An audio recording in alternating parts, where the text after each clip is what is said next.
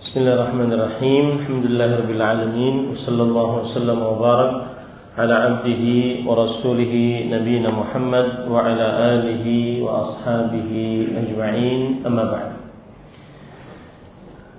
Alhamdulillah, kita bersyukur pada Allah yang telah memudahkan kita untuk mengerjakan salat Isya secara berjamaah.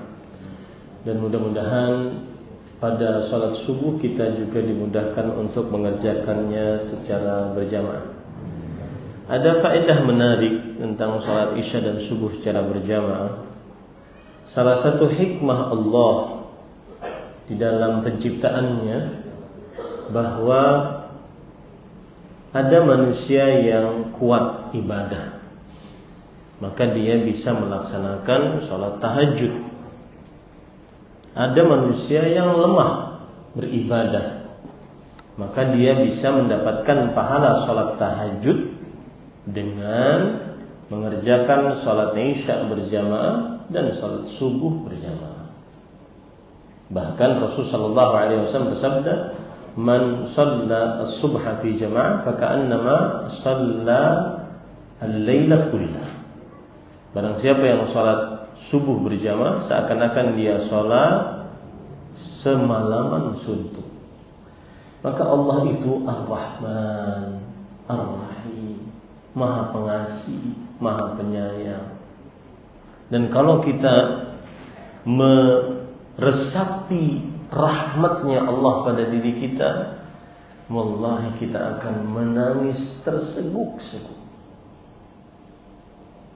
Kalau bukan karena rahmat Allah, maka semuanya akan binasa. Kalau bukan karena rahmat Allah, maka niscaya seseorang akan sengsara. Lihat, salat tahajud yang mungkin dia sedang letih, sudah tua, dia cukup mengerjakan salat Isya berjamaah dengan salat subuh berjamaah, mendapatkan pahala semalaman suntuk salat. Meskipun salat tahajud yang dikerjakan lebih afdal daripada mendapatkan pahala yang tadi. Tetapi itulah pembagian rahmat Allah pada hamba-hambanya. Baik. Tadi kita sudah sebutkan beberapa poin, yaitu pertama, kalimat la ilaha illallah sinonim dengan kata apa? Tauhid uluhiyah. Atau yang kedua, kita juga sudah sebutkan kalimat la ilaha illallah berkonsekuensi tauhid uluhiyah. Kemudian kita menyinggung juga bahwa kalimat la ilaha illallah adalah paling urgen, atau tauhid uluhiyah paling urgen dibandingkan tauhid yang lain. Mengapa? Satu, yang sudah kita pelajari, bahwa manusia diciptakan oleh Allah, tujuan utamanya tidak lain kecuali beribadah kepada Allah, tauhid uluhiyah. Yang kedua, para rasul diutus oleh Allah Subhanahu wa taala, maka seluruhnya adalah berdakwah tauhid uluhiyah. Kemudian di sini penulis mengatakan, apabila disebut kata tauhid, maka yang dimaksud adalah tauhid uluhiyah. Jadi kalau antum dengar ada kata-kata di dalam sebuah kitab tauhid, ada ustadz berbicara tentang tauhid, ada khutbah Jumat judulnya mentauhidkan Allah, maka kata tauhid ini menuju kepada apa? Tauhid uluhiyah, mentauhidkan Allah Subhanahu wa taala di dalam ibadah kepada Allah Subhanahu wa taala.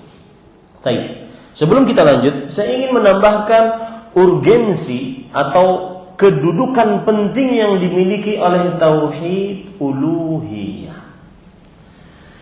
Para ikhwan yang dirahmati oleh Allah Subhanahu wa taala, dengan tauhid uluhiyah seseorang berarti sudah secara langsung meyakini tauhid rububiyah dan tauhid nama-nama dan sifat-sifat. Saya ulangi.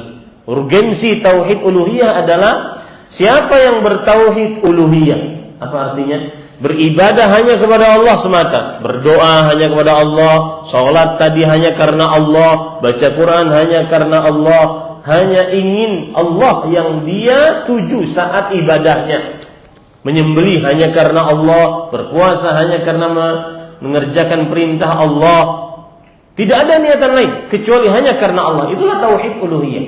Nah, siapa yang bertauhid uluhiyah ini, maka urgensinya berarti dia secara langsung dia juga meyakini tauhid rububiyah dan tauhid nama-nama dan sifat-sifat Allah. Bagaimana maksudnya? Begini. Kalau orang berdoa, ya Allah urzuqni, wahai Allah berikanlah rizki kepadaku. Pada saat yang bersamaan sebenarnya dia sedang mengakui apa? Allah yang maha kuasa memberi rezeki. Yang maha kuasa memberi rezeki itu tauhid apa? Dan pada saat yang bersamaan juga dia meyakini bahwa salah satu dari nama Allah dalam urusan rezeki apa?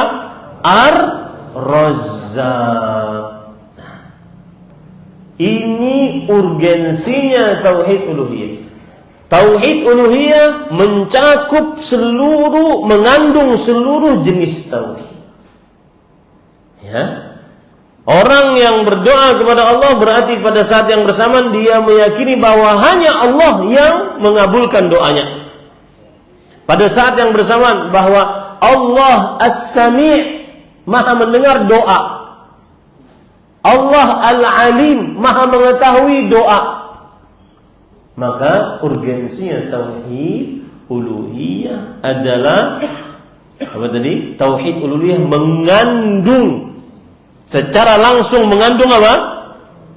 Mengandung tauhid rububiyah dan tauhid asma wa sifat. Nama-nama dan sifat-sifat Allah Subhanahu wa taala. Begitu ya. Ini tambahannya. Tambahan selanjutnya. Siapa yang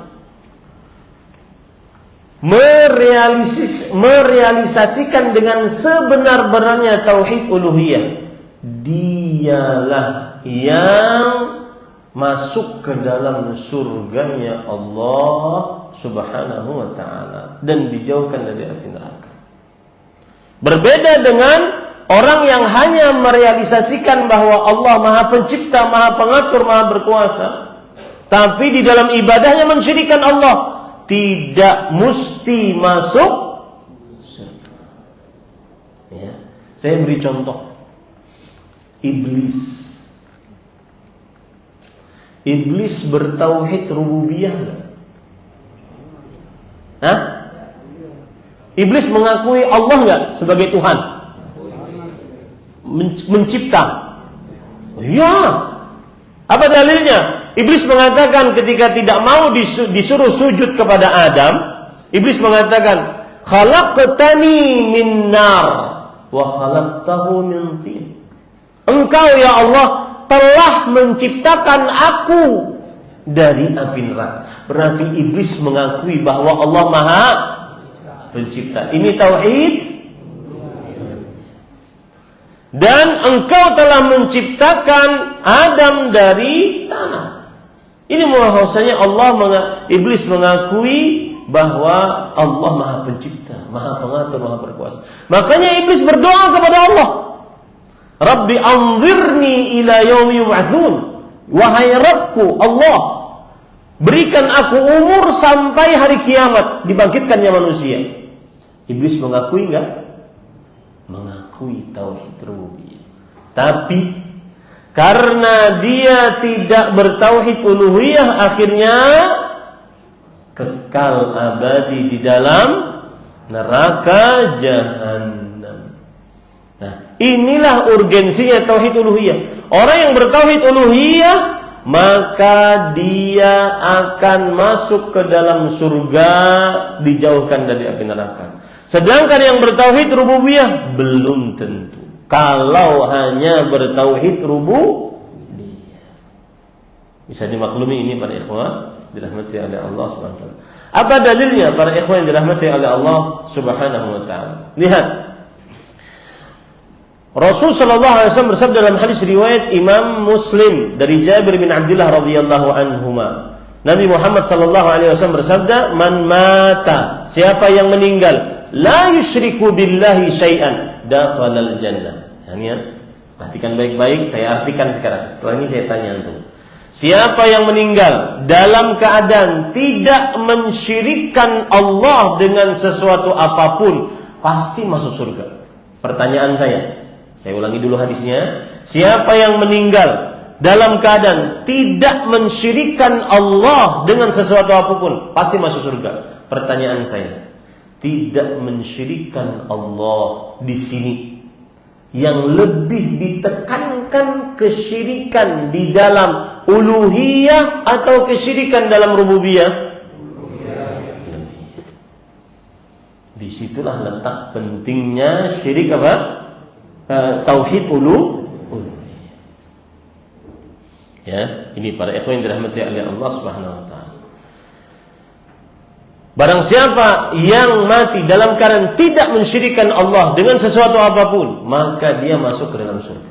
Dan barang siapa yang meninggal dalam keadaan mensyirikkan Allah dengan sesuatu apapun, maka dia masuk ke dalam neraka. Mensyirikkan Allah yang dimaksud di sini lebih ditekankan syirik di dalam uluhiyah. Uluhiyah sama dengan ibadah. Ya, ini para ikhwan yang dirahmati oleh Allah Subhanahu wa taala. Baik. Kita lanjut sekarang. Penulis hafizahullah taala berkata, ta'rifuhu tauhidul uluhiyah huwal iqrar bi anna Allah dzul uluhiyah. Nah,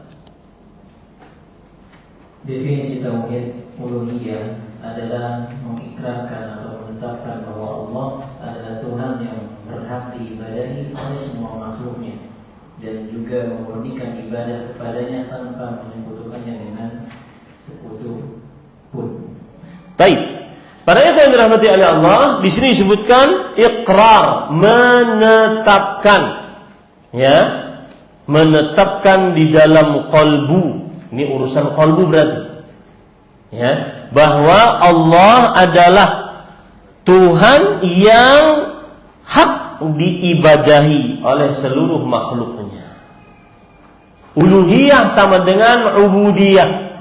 Uluhiyah sama dengan apa? Ubudiyah. Kalau antum ditanya para ikhwan, Allah itu dari kata apa? Allah itu dari kata apa? Maka terjadi khilaf di antara para ulama. Ada yang mengatakan Allah itu tidak diambil dari kata apapun. Allah adalah nama, dan alif lam yang ada di depan itu khusus milik Allah. Allah adalah nama yang tidak boleh siapapun bernama dengannya kecuali Allah. Ada pendapat pertama seperti itu. Ada pendapat yang kedua yang mengatakan bahwa Allah diambil dari kata alaha ya'lahu ilahatan, yang artinya abada ya'budu ibadatan. Maka Allah adalah ma'luh. Ma'luh artinya adalah ma'bud, yang diibadahi. Makanya saya kurang suka untuk menerjemahkan Allah dengan yang disembah.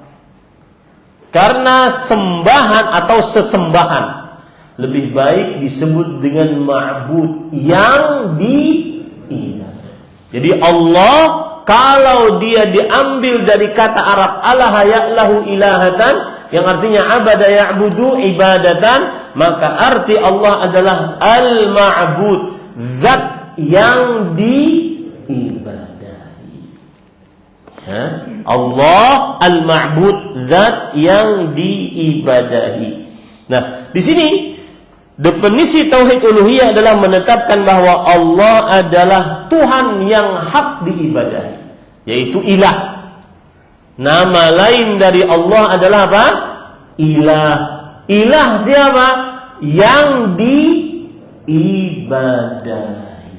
Diambil dari kata apa? Kata Arab alaha ya'lahu ma'luhun, atau ilahatan, yang artinya abada ya'budu, ibadatan ma'budun, yaitu zat yang diibadahi. Memang agak sulit para ikhwah, karena antum kan enggak belajar bahasa Arab. Ini sulit.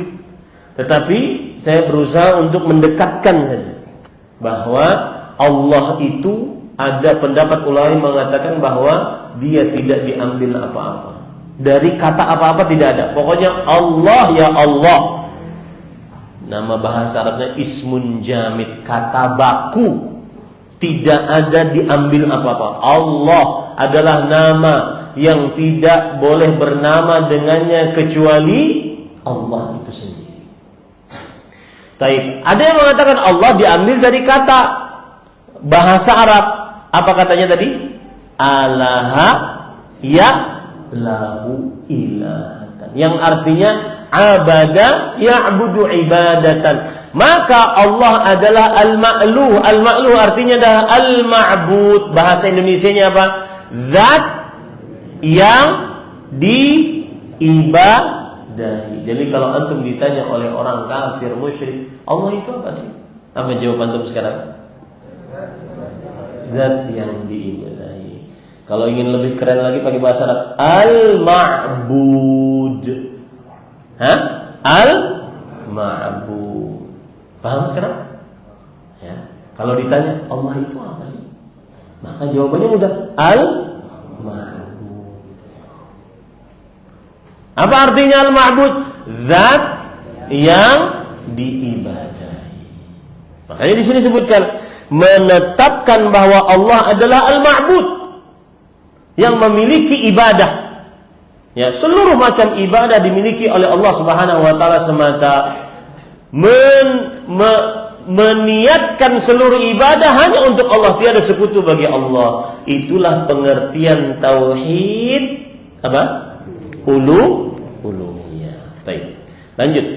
Asma'uhu sama atau summiya hadha tauhidu bi tauhidil uluhiyah awil ilahiyah li'annahu mabniun ala ikhlasit ta'alluq wa huwa shiddatul mahabbah lillahi wahdah. Wa yusamma bima yali: alif tauhidul ibadah awil ubudiyah li'annahu mabniun ala ikhlasul ibadati lillahi wahdah. Ba tauhidul iradah li'annahu mabniun ala iradati wajhillah bil a'mal. Jim tauhidul qasd li'annahu mabniun ala ikhlasil qasdil mustalzim li ikhlasil ibadati wahdah. Dal tauhidul talab li'annahu mabniun ala ikhlasit talab min Allah ta'ala. Taib. Ha tauhidul amal li'annahu mabniun ala ikhlasil a'mal lillahi ta'ala. Nama-nama tauhid uluhiyah. Tauhid ini dinamakan tauhid uluhiyah atau ilahiyah karena ia didasari atas kemurnian cinta yang sangat dalam atau dengan dikenal dengan istilah ta'alluq kepada Allah SWT.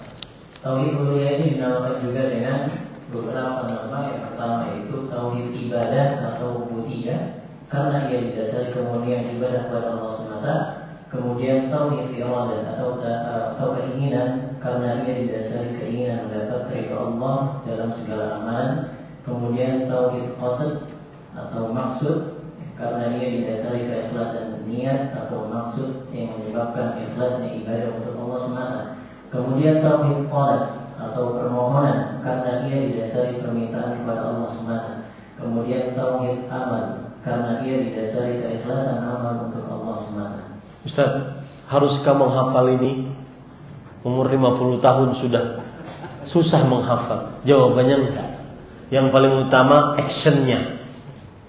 Actionnya beribadahlah hanya kepada Allah. Itu. Adapun yang nama-nama ini adalah memperkaya keilmuan kita tentang tauhid dan paling bagus untuk penuntut ilmu. Untuk para pengajar, ya. Berarti nama-nama dari tauhid uluhiyah ada 5 nama di sini. Disebut tauhid ibadah. Kenapa? Karena ibadah kita niatkan hanya untuk Allah. Maka disebut dengan tauhid apa? Ibadah. Ya. Yang B, tauhid iradah. Iradah itu artinya keinginan. Saat kita beribadah kita inginnya untuk siapa nih? Inginnya untuk Allah. Maka disebut dengan tauhid iradah.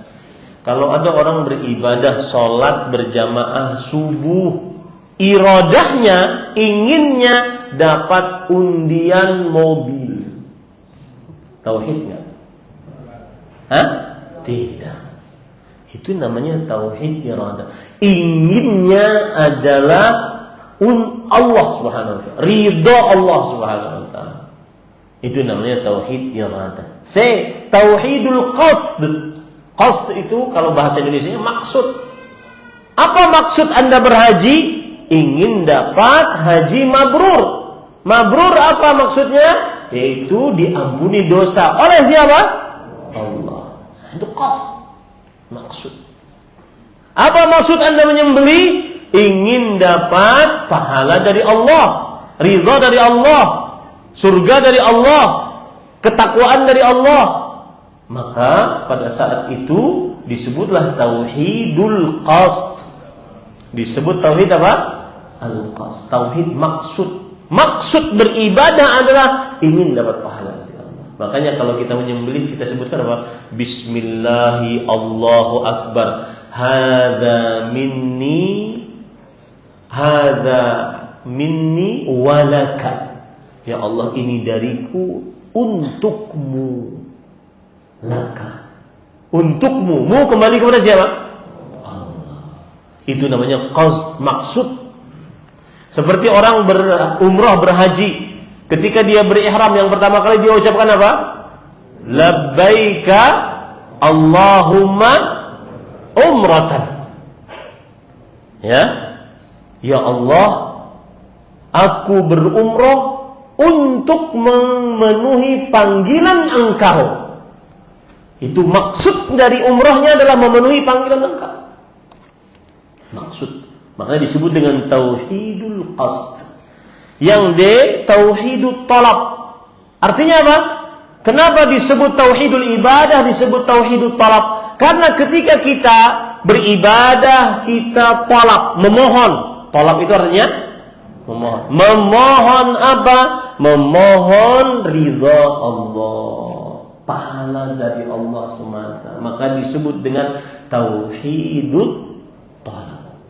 Yang E, tauhidul amal.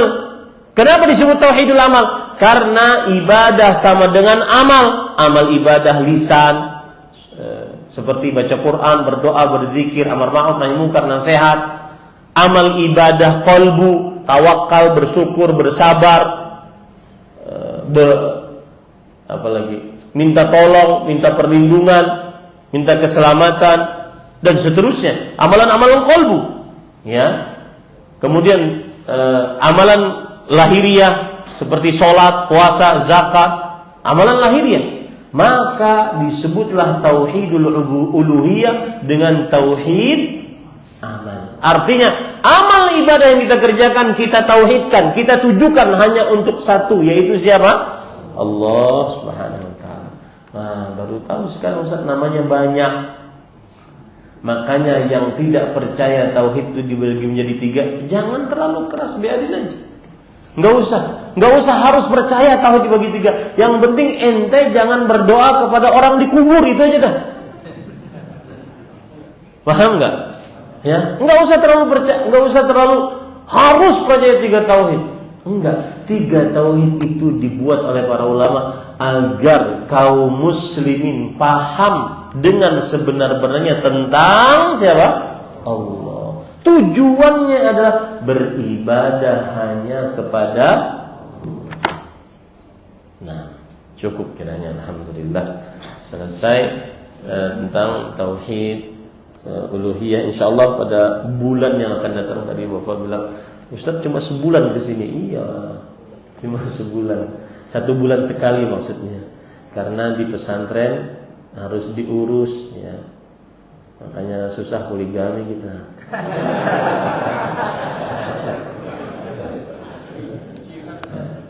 Baik. Ya. Baik. Ada pertanyaan? Ada waktu 10 menit. Silakan. Ini cukup kita sampai hukum sampai kepada, jadi kita sudah mempelajari di sini tauhid uluhiyah, kemudian urgensinya, lalu nama-namanya. Mudah-mudahan bermanfaat ya. Nah, ada yang bertanya? Enggak ada? Assalamualaikum warahmatullahi wabarakatuh. Waalaikumsalam. Assalamualaikum warahmatullahi wabarakatuh.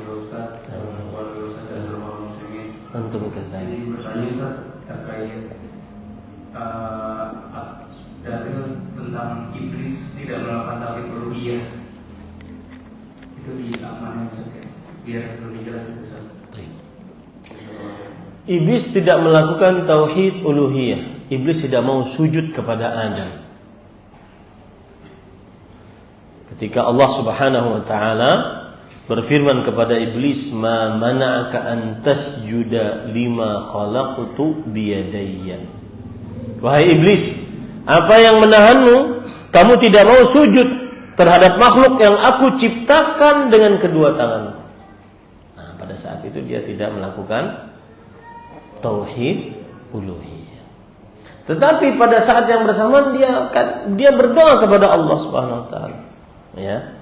Intinya ada pembangkangan terhadap iblis dari sisi bahwa dia tidak mau sujud kepada Adam sesuai dengan perintah Allah Subhanahu wa taala. Bisa dimaklumi? Pertanyaan saya, sujud malaikat kepada Adam itu sujud apa? Penghormatan. Sujud malaikat kepada Adam adalah sujud penghormatan. Jadi jangan dikatakan nanti bahwa para malaikat tidak bertauhid uluhiyah. Karena sujud dibagi menjadi 2, sujudu tahiyyah, sujud penghormatan, dan sujudul ibadah, sujud beribadah kepada Allah.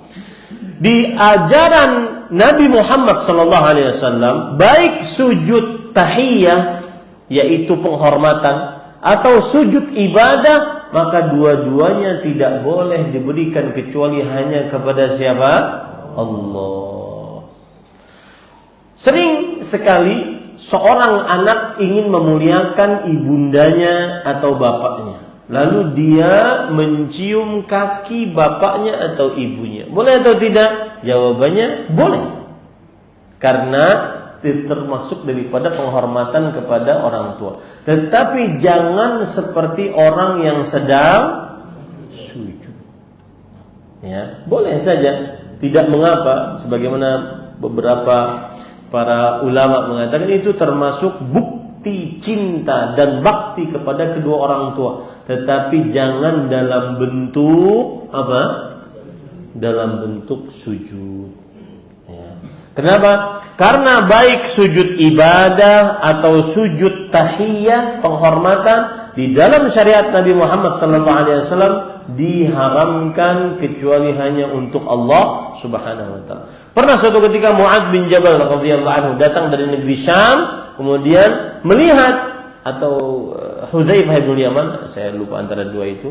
Pokoknya seorang sahabat Rasulullah SAW datang dari negeri Syam. Di negeri Syam ada kaum Nasrani. Mereka kalau menghormati orang yang mereka muliakan, mereka sujud. Bukan dalam rangka beribadah, tetapi dalam rangka menghormati. Maka datanglah sahabat ini kepada Rasulullah SAW, lalu sujud. Kemudian ditanya oleh Rasulullah SAW, ada apa ini? Maka beliau mengatakan, di Syam saya melihat orang-orang menghormati orang lain dengan sujud. Maka saya ingin mempraktekannya kepada engkau. Maka kata Rasulullah SAW, la taf'al, jangan engkau lakukan. Lau kuntu amiran an yasjuda ahadun li ahadin la amartul mar'ah an tasjuda li zawjiha. Jangan engkau lakukan. Kalau aku memerintahkan seseorang untuk sujud kepada orang lain, maka niscaya aku akan perintahkan istri sujud kepada suaminya. Li'idhami haqqihi 'alaiha, karena saking besarnya hak suami di hadapan istri. Nah, jadi sujud ada dua, dan di dalam syariat umat Nabi Muhammad SAW, baik sujud ibadah atau sujud tahiyyah, tetap diharamkan untuk sujud kepada selain Allah Subhanahu wa taala. Wallahu. Nah, lagi. Silakan. Bismillah. Assalamualaikum warahmatullahi wabarakatuh. Waalaikumsalam. Saya berharap atas ilmunya, semoga bermanfaat bagi kita semua. Yang mau saya tanyakan, tadi tauhid ada 3, yaitu rububiyah, uluhiyah, asma wa sifat. Yang saya mau tanyakan adalah, apakah di zaman Nabi Muhammad sudah terbagi 3 tauhid itu, dan apabila belum, itu kapan mulai ada pengelompokan itu saat? Barakallahu fiik. Bagus pertanyaan. Ada kata atau istilah namanya al-istiqra. Apa itu istiqra? Istiqra adalah penelitian mendalam terhadap seluruh ayat-ayat Al-Quran dan hadis-hadis Rasul sallallahu alaihi wasallam. Nah, para ulama meneliti Al-Quran dengan istiqra, meneliti secara mendalam, terutama ayat-ayat yang berkaitan dengan tauhid. Para ulama juga meneliti hadis-hadis Rasul sallallahu alaihi wasallam, terutama yang berkaitan dengan hadis-hadis yang berkaitan dengan tauhid. Dari penelitian tersebut yang disebut dengan istiqra tadi, akhirnya mereka menyimpulkan tauhid tersebut dibagi menjadi 3 macam, yang mana bersumber tetap seluruhnya kepada Allah Subhanahu wa taala. Tauhid uluhiyah, rububiyah, asma wa sifat. Begitu ya. Jadi dalilnya adalah istiqra. Di zaman Rasul sallallahu alaihi wasallam tidak dikenal pembagian tauhid. Enggak ada. Kita jujur saja, tidak ada. Karena pembagian itu untuk memudahkan kaum muslimin memahami tentang siapa? Allah Subhanahu wa taala. Lalu kalau ditanya para ulama mulai kapan membaginya? Maka jawabannya sebelum saya sebutkan, ada kitab yang menarik judulnya Al-Qaulus Sadid fi Raddi ala man ankara taqsim at-tauhid, yang artinya ucapan kebenaran terhadap atau dalam bantahan atas orang yang mengingkari pembagian tauhid. Ini kitab ditulis oleh Fadilat Syekh Abdul Razzaq bin Abdul Muhsin Al-Badr hafizahumullah ta'ala. Nah, beliau di dalam kitab itu menyebutkan beberapa perkataan para ulama dari mulai semenjak dahulu tentang bahwa tauhid ada 3 dengan istilah tauhid uluhiyah, rububiyah, dan asma wa sifat. Di antara ulama yang paling lama menyebutkan akan hal tersebut adalah, perhatikan, yaitu Al-Qadhi Abu Yusuf Ya'qub bin Ibrahim bin Habib Al-Kufi. Beliau ini adalah temannya Imam Abu Hanifah yang wafat pada tahun 182 Hijriah. 182 Hijriah. Antara seorang tabi'i atau tabi'ut tabi'i. Beliau mengatakan di dalam kitabnya, yaitu kitab Tauhid, bahwasanya Al-Qadhi Abu Yusuf berkata, "Laisat tauhidu bil qiyas, alam tasma' ila qaulillahi azza wa jalla fil ayat allati yasifu biha nafsuhu annahu 'alimun qadirun qawiyyun malikun wa lam yaqul inni 'alimun qadirun li'illati kadza aqdir bisababi kadza a'lam wa bihadha al-ma'na amlik falidhalika la yajuzu al-qiyas bit tauhid wa la yu'rafu illa bi asma'ihi wa la yusafu illa bi sifatihi." Lihat. Yang artinya tauhid bukanlah dengan analogi. Apakah engkau tidak mendengar firman Allah Subhanahu wa taala dalam ayat-ayat yang mensifati dirinya bahwa Allah adalah alim? Ini tauhid apa? Asma wa sifat. Qadir, ini tauhid apa? Asma wa sifat. Qawiyyun, Malik, yang maha kuat, yang maha raja. Nah, ini menunjukkan bahwa pembicaraan ini sudah dikenal dengan dari mulai zaman kurun mufaddalah, kurun yang dikenal dengan 3 abad keemasan Islam, kurun para sahabat, para tabi'in, para tabi'ut tabi'in. Bisa dimaklumi ya? Nah, ada lagi yang lebih jelas, yaitu diantaranya Imam Ibnu Mandah rahimahullahu taala di dalam kitab, atau Imam Ibnu Battah, ini ulama Islam abad ke-4 Hijriah, wafat pada tahun 387 Hijriah. Beliau mengatakan, ya, di dalam kitab beliau Al-Ibanah an Syari'atil Firqan Najiyah wa Bunyanabatul Firaqil Madhmumah. Beliau mengatakan anna aslal iman billah alladhi yajibu 'alal khalqi i'tiqadu fi itsbatil iman bihi thalathatu asya.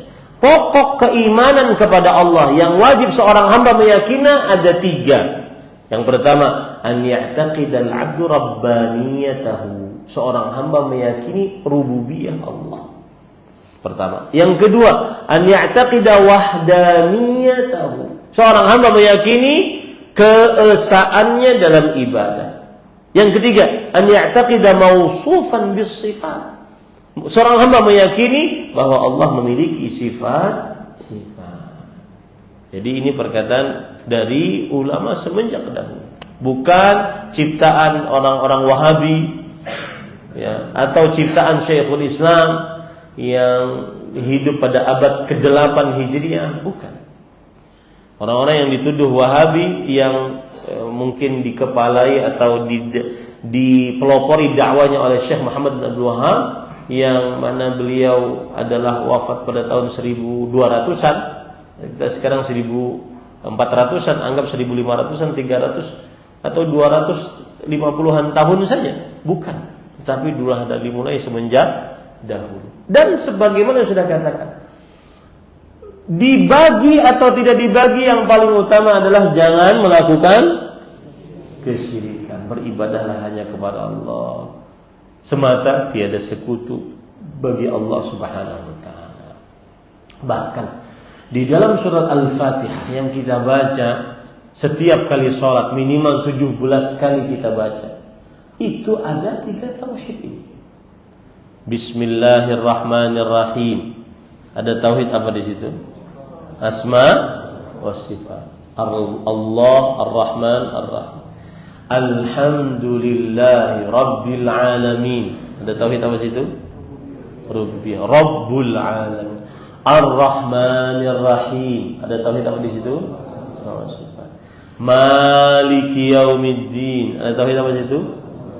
Rububiyyah dan asma wa sifat. Iyyaka na'budu wa iyyaka nasta'in. Hanya kepadamu kami beribadah dan hanya kepadamu kami minta tolong. Ya, bahkan dalam surah Al-Fatihah ada 3 tauhid. Itulah yang disebut dengan istiqra, yaitu penelitian mendalam pada ayat-ayat Al-Quran yang begitu banyak tentang tauhid. Maka akhirnya para ulama menyimpulkan ada 3 tauhid. Tapi kalau dikatakan itu adalah buatan orang-orang zaman sekarang, orang-orang di Arab Saudi itu yang buat, nggak ada di zaman Rasulullah SAW, sudah tinggalkan. Yang penting ente beribadah hanya kepada Allah semata dan mengikhlaskan ibadah hanya kepadanya, tidak berbuat kesyirikan.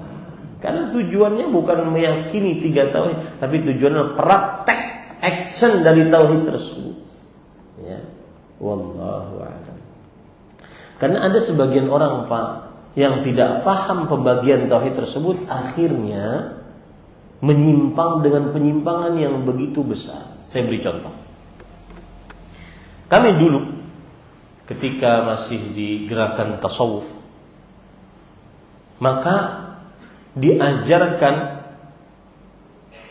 kalau seandainya melewati sebuah rintangan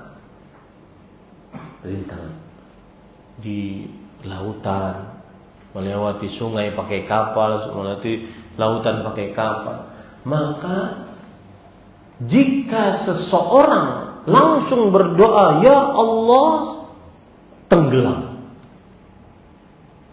Tapi kalau seseorang berdoa, wahai wali fulan, selamat. Wahai wali fulan, selamat. Antum kalau kupas masalah ini larinya kepada tauhid uluhiyah dan rububiyah. Apa maksudnya? Sebelum saya jelaskan maksudnya, ada contoh yang lain lagi.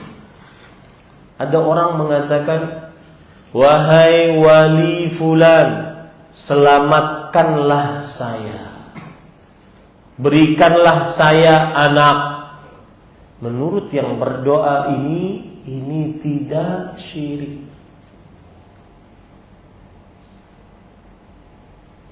Kenapa? Karena mereka meyakini tauhid hanya pada rububiyah. Saya beri contoh ya. Saya jelaskan sekarang. Misalkan orang berdoa kepada Syekh Abdul Qadir Al-Jilani. Wahai Syekh Abdul Qadir Jilani, beri saya anak. Wahai Syekh Abdul Qadir Jilani, beri saya ketenangan hati, beri saya rezeki, beri saya pekerjaan, mudahkan dengan berkatmu, mudahkan pekerjaan. Menurut mereka ini tidak syirik. Kenapa? Karena mereka meyakini yang namanya tauhid berporos hanya pada tauhid rububiyah. Selama masih meyakini Allah yang Maha Pencipta, Maha Pengatur, Maha Berkuasa, berdoa kepada siapapun, apalagi dalihnya tawassul, tidak syirik. Pakai gelang, jimat, pergi ke dukun, pakai telur dirajah, itu tidak syirik menurut mereka. Kenapa? Selama masih meyakini Allah Maha Pencipta, Maha Pengatur, Maha Berkuasa. Paham ya? Makanya yang ngusap-ngusap kuburan, menurut mereka tidak kesyirikan. Yang meletakkan air di kuburan, minta keberkahan dari orang yang dikubur tersebut, menurut mereka tidak kesyirikan. Bahkan saya sering katakan bahwa antum silahkan cek di dalam kuburan-kuburan yang dianggap keramat, selalu ada bait syair yang seperti ini. Ya, pasti ada. Antum cek saja. Ya, sekali-kali lah ke kuburan itu. Cek di situ ada pasti. Saya bacakan. Salamullah ya sadah. Keselamatan dari Allah wahai kalian para ulama, pemimpin yang sedang dikubur. Minar Rahman yaghsyakum. Allah yang Maha Rahmat memberikan rahmat kepada kalian.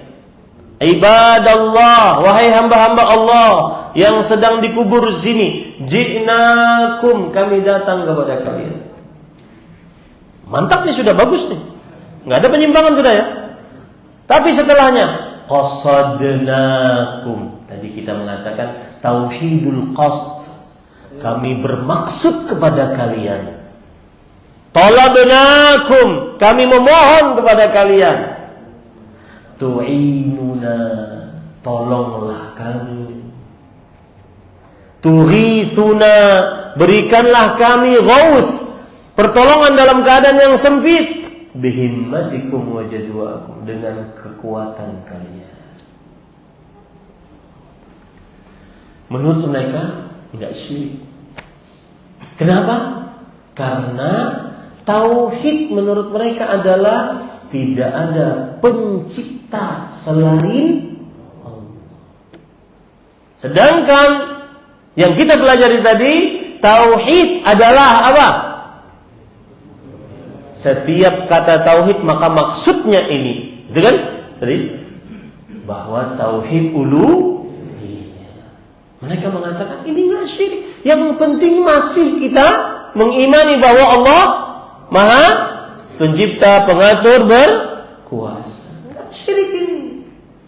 Ente aja wahabi nggak paham. Ya, kita sedang tawassul, menghormati wali Allah. Ente nggak pernah menghormati wali Allah. Kemana-mana sudah ngomongnya tuh. Ya, padahal bukan itu kita maksud.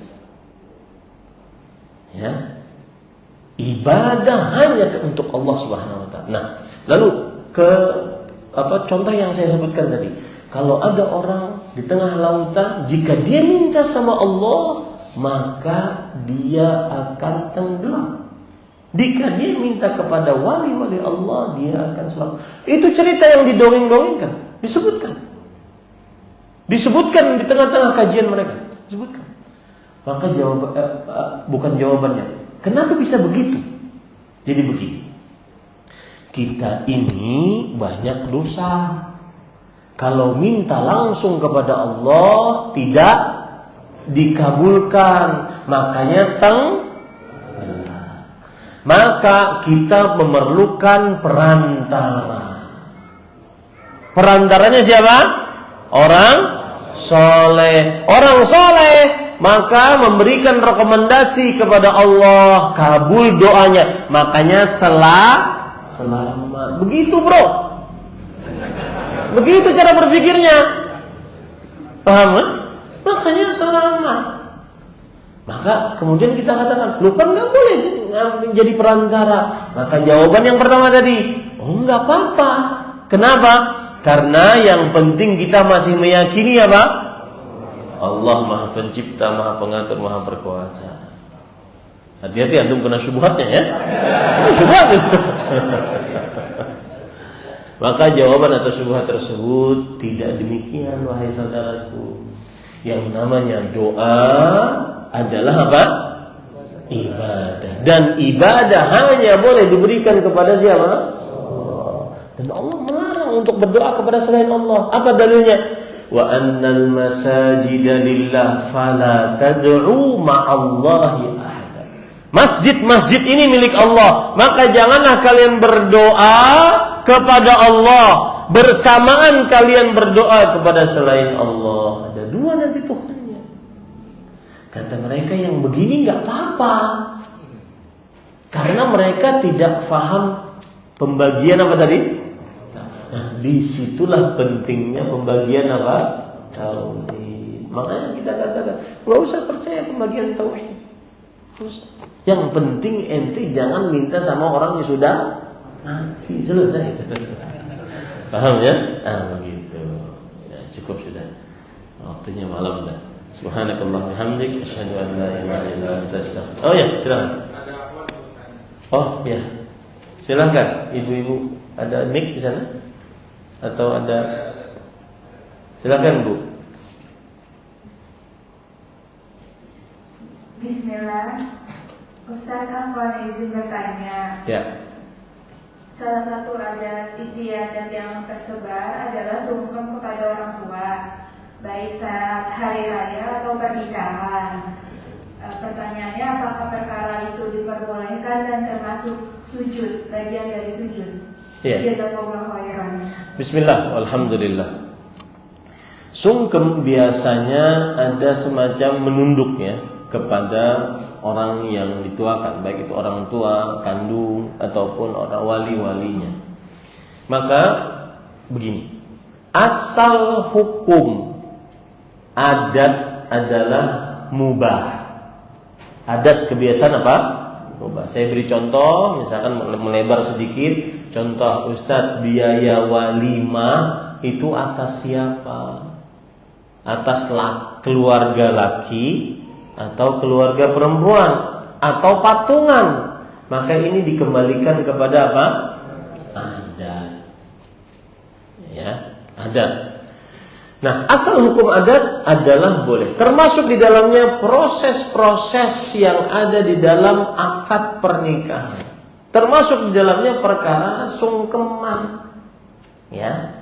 Itu adalah sebuah perkara adat. Cuma yang dijadikan permasalahan adalah praktek Jangan sampai ada sujud atau ruku atau yang semisalnya kepada selain Allah. Nah, begitu jawabannya.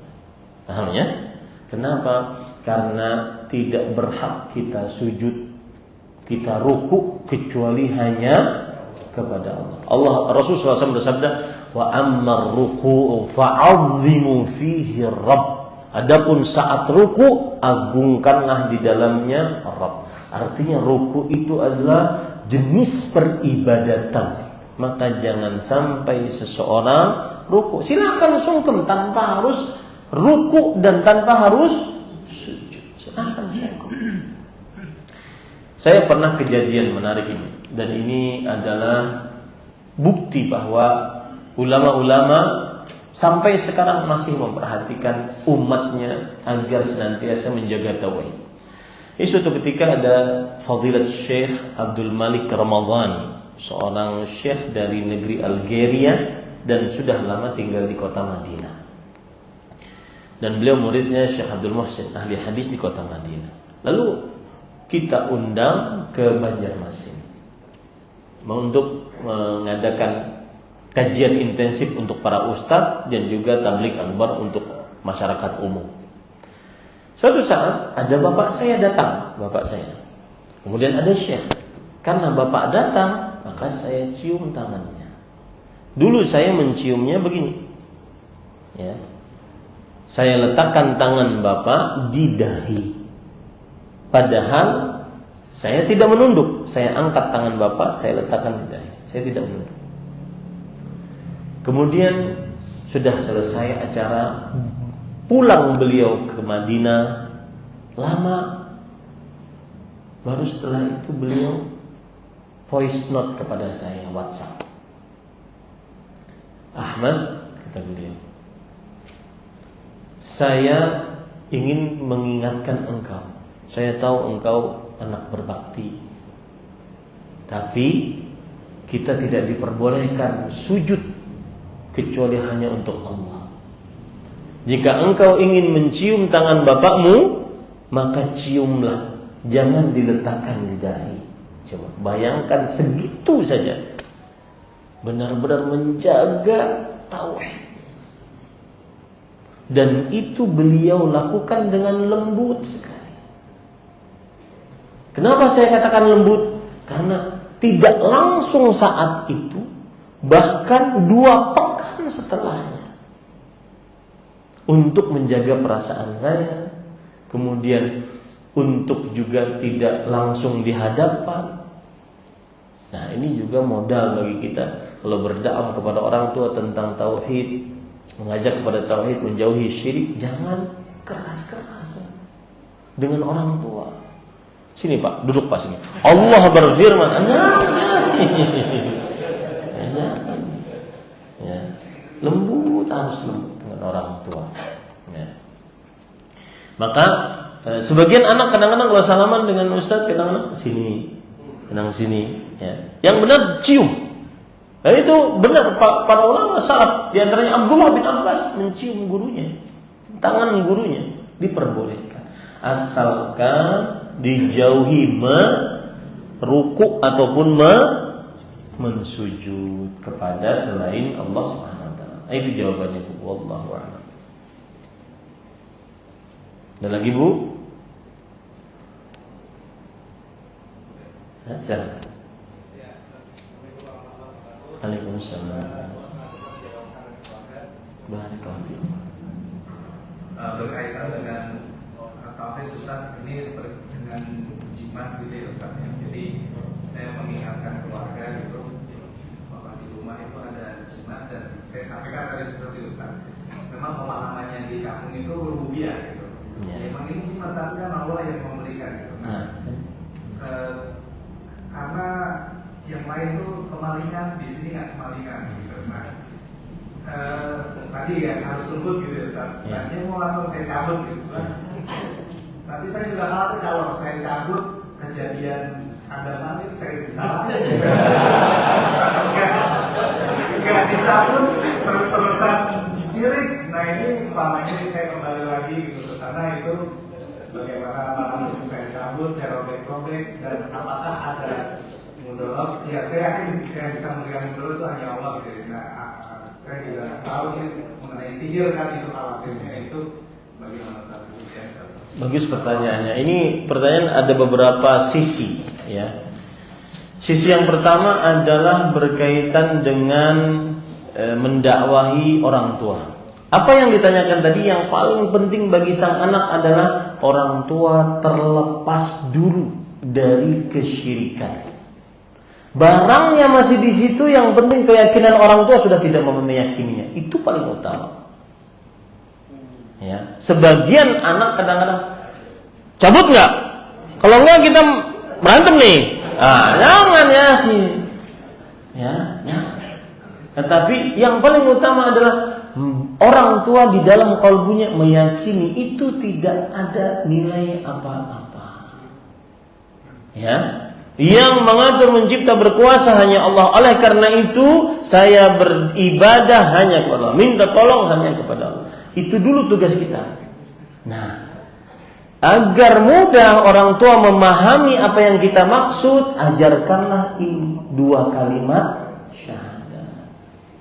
Pelan-pelan. Dan pengalaman Pak, ini mujarab, banyak berdoa. Kita ini, lisan kita ini terbatas. Ya, dan masuk perkataan kita ke dalam kalbu orang tua itu terserah Allah, kehendak Allah. Maka berdoa kepada Allah.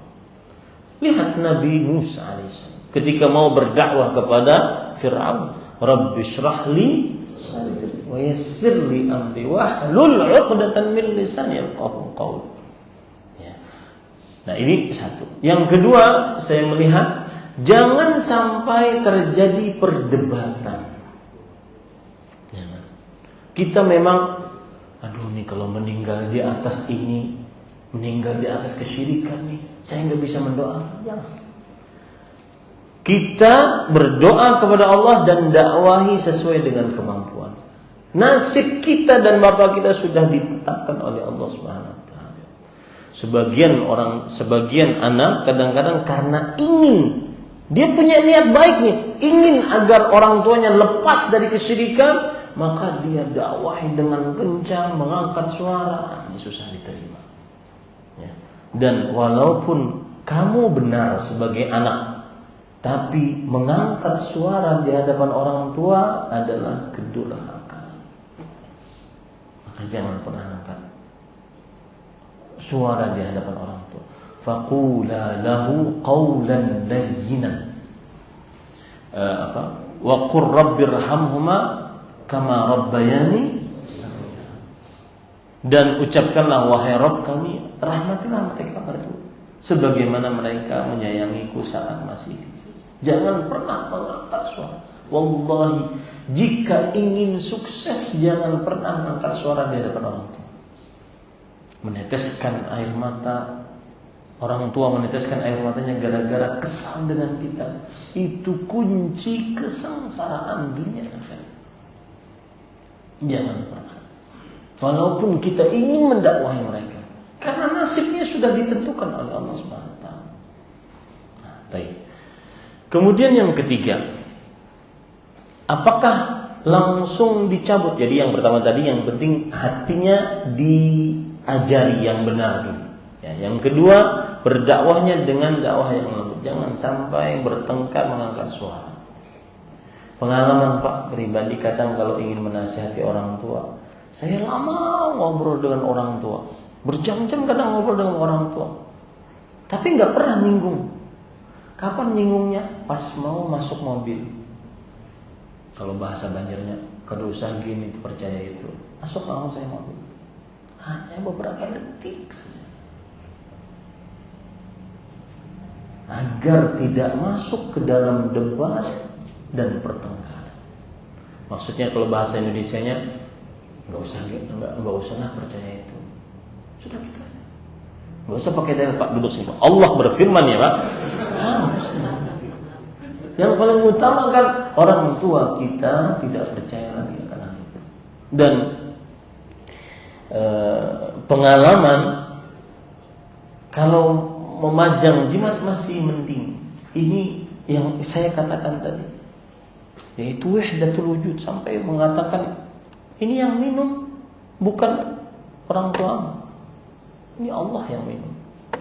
Sampai segitu. Doa. Saya ingat betul di masjid, di setiap Jumat ke masjid Nabawi saya doa. Sampai suatu saat saya nelfon, tinggalkanlah keyakinan itu. Sepekan aja. Kemudian beliau berkata, mengapa harus sepekan? Kenapa enggak seumur hidup? Sujud syukur kepada Allah. Ya, jadi pelan. Urusan dunia juga begitu. Kadang orang tua masih suka ini yang berkait tidak sesuai dengan sunnah. Maka pelan saja.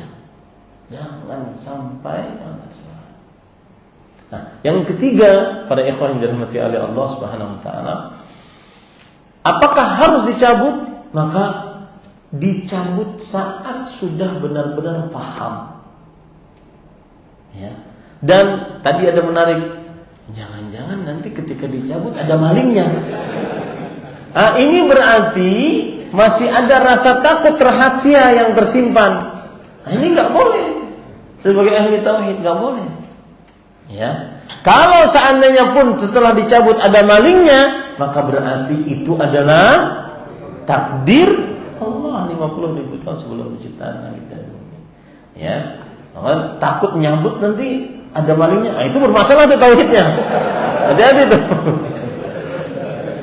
Allah. Baik, cukup kiranya nanti kelamaan ya. Subhanakallahumma wa bihamdika asyhadu an la ilaha illa anta astaghfiruka wa atubu ilaik. Sallallahu alaihi wa sallam Muhammad alhamdulillahirabbil alamin. Wassalamualaikum warahmatullahi wabarakatuh.